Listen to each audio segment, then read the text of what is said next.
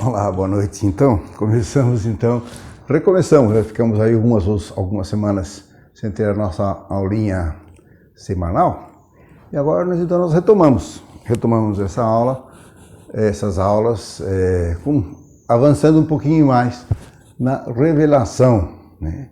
E lembrando que vocês podem, né? Eu acho que seria uma coisa interessante que vocês enviassem aquelas perguntinhas que você venha a ter dúvida, possam enviar. E assim, na próxima aula, cada aula eu respondo um pouco as perguntas que vocês fizerem nas aulas anteriores. Você pode mandar isso lá para a encarregada aí dos vídeos aí, né, com a Gorete, por exemplo. Ela pode anotar essas perguntas, pode mandar para o WhatsApp, o que for, ou até nesse link que tem embaixo do vídeo, colocar a perguntinha. E assim, quem sabe, torna um pouco mais ágil as nossas aulas, né? Então, vamos começar com a nossa Ave Maria e depois já entramos na aula de hoje. Ave Maria, cheia de graça, o Senhor é convosco. Bendita sois vós entre as mulheres e bendito é o fruto do vosso ventre, Jesus. Santa Maria, Mãe de Deus, rogai por nós, pecadores, agora e na hora da nossa morte. Amém. Muito bem, eu não sei se lembram, na verdade, nós já tivemos 2 sessões curtas sobre a revelação. Então, a primeira foi para esclarecer que Deus não é um Deus que está desconectado. Pelo contrário, na verdade, Deus se revela, né? Desde os nossos primeiros pais, conversando com Adão e Eva e já prometendo todo um evangelho impressionante.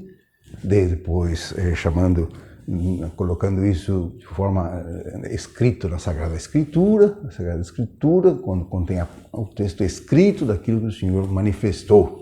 O Espírito Santo inspirou para que ficasse para sempre com base fixa das verdades importantes para a nossa salvação, né? E hoje daremos um passo mais para frente, que é o ponto 3 daquele manualzinho que vocês têm, que é a revelação como história da salvação que culmina em Cristo, né?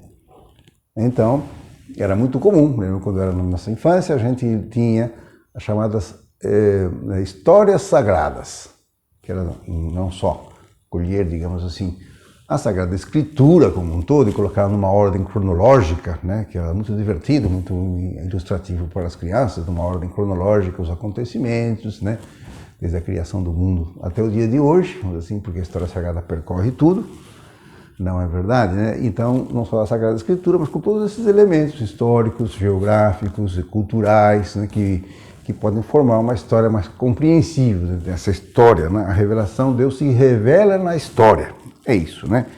Como um diálogo, diz o texto de vocês, entre Deus e os homens, pelo qual Ele convida a participar da sua vida pessoal. A revelação se manifesta desde o início com caráter de aliança, né? Esse é o nome que se usa tradicionalmente, aliança, né? Deus não é só fala distante, mas é um Deus pessoal, que fala conosco, que fala com os homens, que fala com o povo, se comunica e estabelece o que saberíamos hoje uma conexão, né? Não só uma conexão chamada virtual, como a gente tem feito a partir do começo da nossa pandemia aí, né? Aumentou-se a comunicação virtual, entre nós, mas é uma conexão pessoal, né? Você faz no íntimo da alma, através não só de palavras, mas também de imagens, de acontecimentos históricos e de ilustração pelo Espírito Santo na alma das pessoas santas. Então, é isso, né? A revelação de Deus se revela, então, na história conosco, né? Então, querendo abrir um caminho de salvação sobrenatural, manifestou-se, além disso, pessoalmente aos nossos primeiros pais, Adão, depois manifestou-se a Abraão, depois aos patriarcas, não é? E depois Moisés, os profetas, etc. E tem como finalidade chegar a Cristo, né? Para que conhecessem o Deus como o Deus único, vivo e verdadeiro, Pai providente e justo juiz, e para que esperassem o Salvador prometido, e dessa forma, através dos séculos, foi preparando o caminho do Evangelho, né? Então, podemos falar assim, a história, assim, enquanto a história da salvação até a vinda de Cristo, né? Toda essa comunicação de Deus, como que preparando a humanidade para o caminho da boa nova do Evangelho de Cristo que vem até entre nós, né? Então, iniciada já com a criação, ele foi dando esses passos. A história se manifesta como uma grandiosa pedagogia divina que aponta para Cristo, que é o cume da revelação. Assim, onde que Deus então se revela plenamente, né? Esse Deus único e verdadeiro, né? Como o Pai. Quem vê a mim, de Jesus Cristo, vê o Pai. Quem vê, né? Cristo vê pessoalmente, Jesus se aparece, né? Está, né? Se encarna realmente, se faz homem realmente, e se faz em perfeita comunicação conosco. De São José Maria, né? Que é uma coisa que um coração como o nosso, uns afetos como o nosso, toda a estrutura antropológica nossa é perfeito homem. É Deus perfeito que se faz perfeito homem, ou seja, se faz em perfeita capacidade de comunicar-se conosco. Ele pode compreender, olhar para Cristo, ver a Cristo é ver a Deus, né? E ser perfeito, ir nos deificando, como dizia Santo Atanásio. Então, o cristão é aquele que vai se transformando, vai se deificando, né? O verbo de Deus se fez carne para que o homem pudesse, né? Se tornar Deus em Deus, né? Vai participando cada vez mais da vida divina. E qual que é esse modelo, qual que é esse caminho, qual é essa perfeição? É Jesus Cristo, é perfeito Deus e perfeito homem. Então, os profetas, cuja função era recordar a aliança e suas exigências morais, fala especialmente dele, do Messias, né? Do Messias. Então, Jesus Cristo é simultaneamente mediador e plenitude da revelação. Diz o texto aí, ele é o revelador, a revelação e o conteúdo da própria revelação, enquanto Deus feito carne, enquanto o verbo de Deus feito carne, feito visível, feito palpável, feito matéria, né? Histórica, registrável, etc., com um período concreto, uma vida concreta, umas palavras concretas, umas ações concretas, Jesus Cristo, nosso Senhor, né? A economia cristã, portanto, como aliança nova e definitiva, nunca cessará, e nós devemos esperar nenhuma outra revelação pública da manifestação gloriosa de nosso Senhor Jesus Cristo. Desse modo particular, a realização e a plenitude da revelação divina se manifestam no mistério pascal de Jesus Cristo, isto é, em sua paixão, morte e ressurreição, como palavra definitiva na qual Deus manifestou a totalidade do seu amor de condescendência e renovou o mundo. Somente em Jesus Cristo Deus revela o homem a si mesmo e o faz compreender a sua dignidade e altíssima vocação. Essas palavras são inspiradas nesse texto, talvez já recordamos aqui, talvez o texto mais citado da Gaudium et Spes por São João Paulo II, porque foi ele um dos promotores dessa, e colocar no documento essa expressão, né?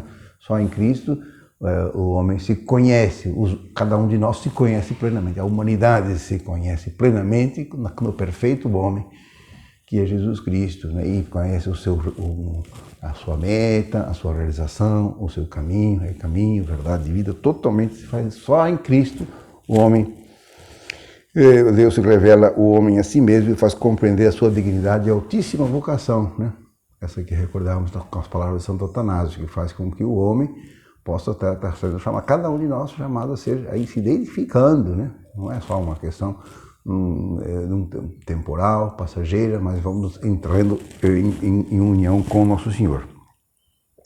E a fé, enquanto virtude, diz aí, é a resposta do homem à revelação divina, uma adesão pessoal a Deus em Cristo, motivada por suas palavras e pelas obras que ele realiza. E a credibilidade da revelação se apoia principalmente na credibilidade da pessoa de Jesus Cristo em toda a sua vida.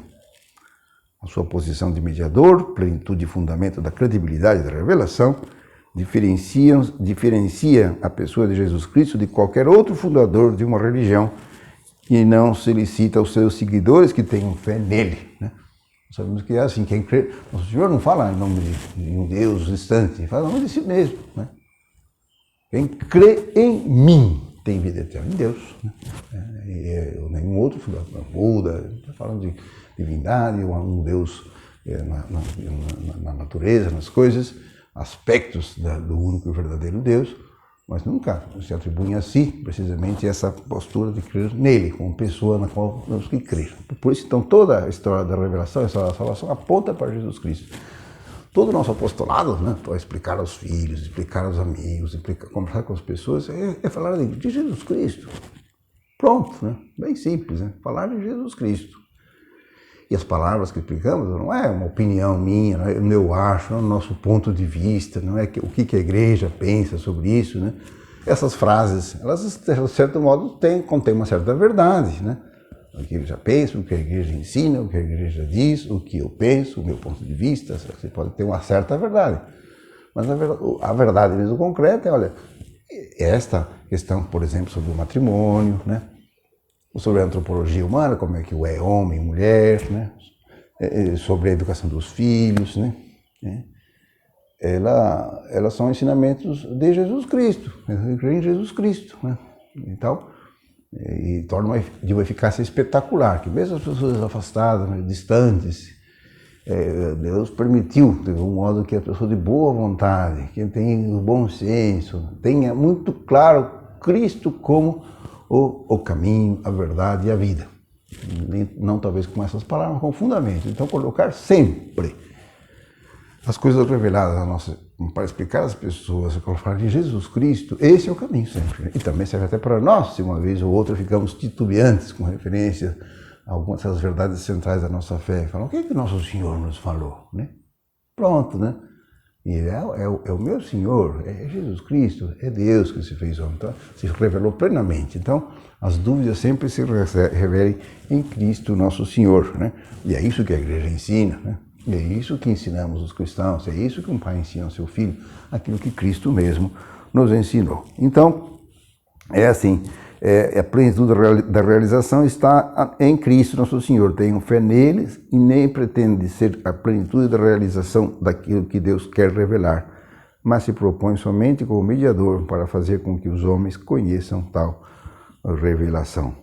Então, qualquer outro fundador de religião, vamos dizer assim, se você coloca com alguém que explica, ou que transmite uma revelação que proveria, então, de Deus, o nosso Senhor se coloca com Ele mesmo como o cume, a plenitude de toda a revelação.